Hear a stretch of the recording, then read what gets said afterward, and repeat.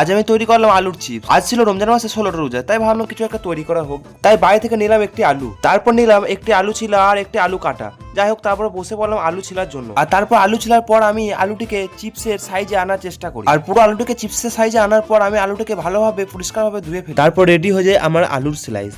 আর একটি টিস্যু পেপারের ওপর আলুর স্লাইসগুলো রেখে আমি তার ওপর আর একটা টিস্যু পেপার দিয়ে দিই, যাতে পানিটা শোষণ করে। কড়াইয়ের মধ্যে তেল দিয়ে সেটি গরম করার পর আমি একটি একটি করে ছাড়তে শুরু করি আলুর স্লাইসগুলো।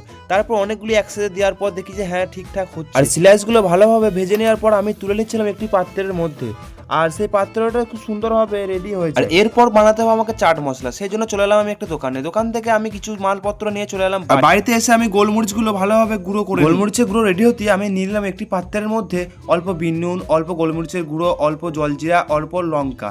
তারপর রেডি হয়ে যায় আমার মশলা রেডি করার পর আমি চিপসগুলিকে একসাথে মিক্স করে দিই, আর তারপর রেডি হয়ে যায় আমার চিপস রেডি হওয়ার পর আমি লেগে পড়ি দাঁতন করার জন্য। দাঁতন করা হয়ে গেলে আমি বসে পড়ি ইফতারের সামনে। রোজা খোলার পর আমি খাচ্ছিলাম চিপস। আলহামদুলিল্লাহ বেশ ভালোই খেতে লাগলো। তোমরা বাড়িতে চেষ্টা করতে পারো। তো বাই এখন।